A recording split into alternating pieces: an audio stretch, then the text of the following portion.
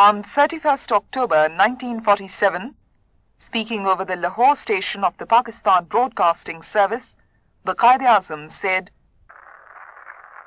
"And the situation from all accounts appeared to be so grave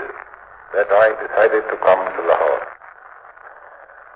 On my arrival here, I immediately got in touch with various sources that were available to me, and I was deeply grieved to realize that unfortunately